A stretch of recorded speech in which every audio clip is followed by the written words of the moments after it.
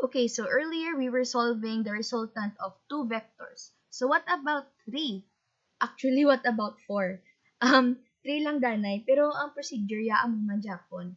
No? So, let's see here. Okay, so find the resultant force given that the first force is 30 newtons, 50 degrees east of north, 10 newtons, basta blah blah blah, given. Dapat alert kita tanan nga ma-drawing kita or i-plot naton ang aton nga mga vectors, no? Okay, so how do we plot? A reminder. The first one, f of 1 is equal to 30 newtons, 50 degrees east of north. So, ilunggohon ta siya. East ni north, kabalo ka nga ari, di si north, sa iya kuno nga tuo. Dason, 50 degrees. So, medyo madako-dako na siya. Drawing ka sang angle sa tuo ni north. Kagdakoon mo sa.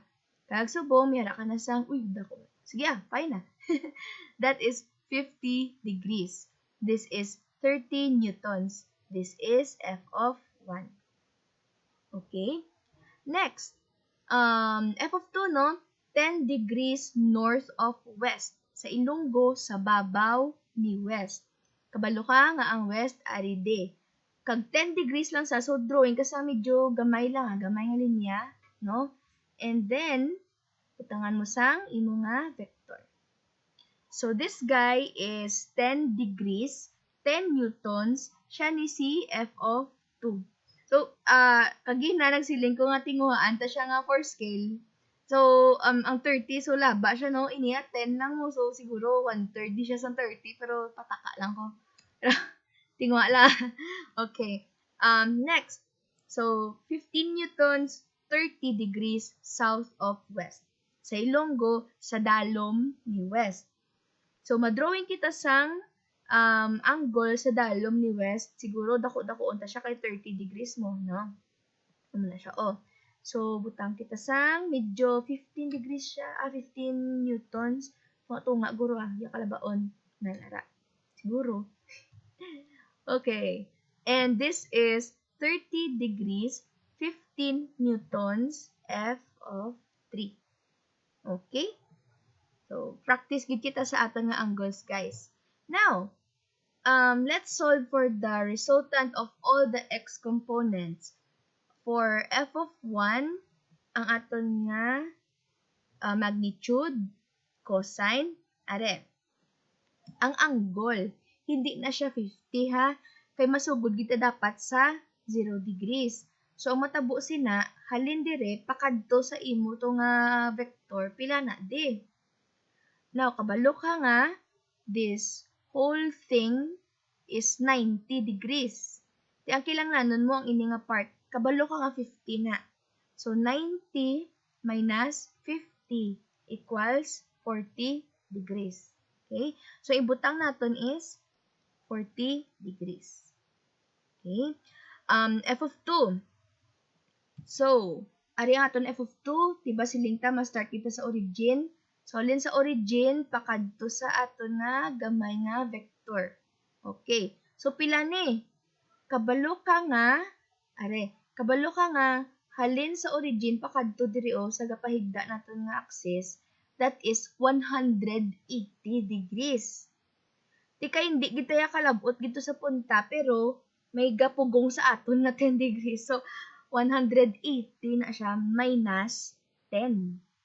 So, ang isulat nyo, 170 degrees. Tako din na mga circle-circle. Okay. So, ang aton diri nga ibutang nga value is 10 cosine 170 degrees. Okay?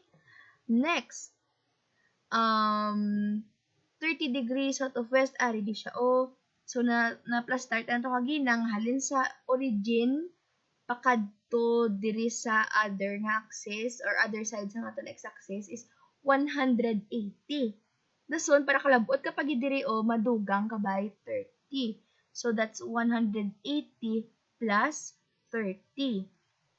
210 degrees.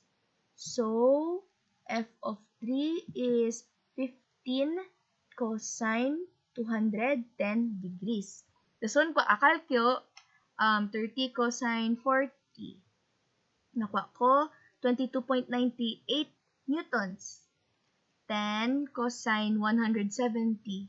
Ang nakuha ko, 9.85 pero negative. 15 cosine 210. Negative 12.99 newtons. So, as you can see guys, negative siya. Kay, ang F2 hanggang F3, ara sila sa left side ng x-axis. Negative sila. And then, i-add natin tanan. So, 22.98 plus negative 9.85 plus negative 12.99. That is 0.14 newtons. This is the resultant of all the x components. Okay. Pag gamayon to siya danay, kay masolve kita sang y components naton. So, stay ka lang da. Da ka lang.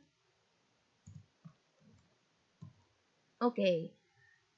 So, once you have established your formulas or equations for the x components, hapos na lang ni si y. Kaya nga 30 sine 40. As in, islan mo na lang tanong ako, sine. 10 sine 170. F of 3, 15 sine 210. Okay. So, 30 sine 40. 19.28 newtons. 10 sine 170. 1.74 newtons.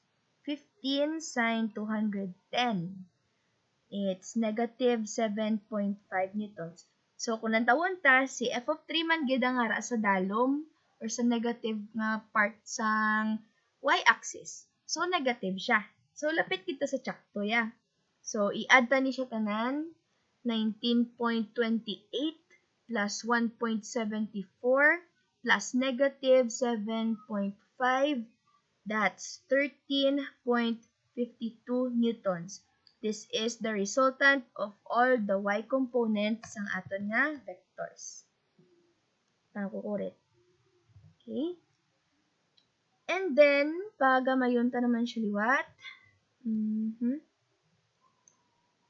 Kaka lang.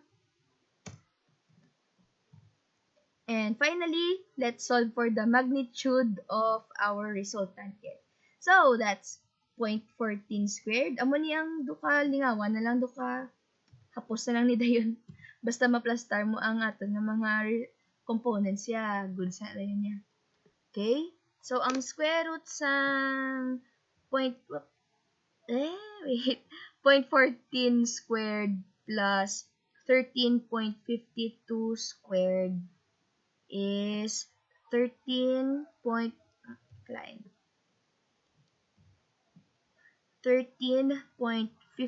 man newtons. Bagay gamay-gamay magid si 0.14 mo hindi siya apektado katama.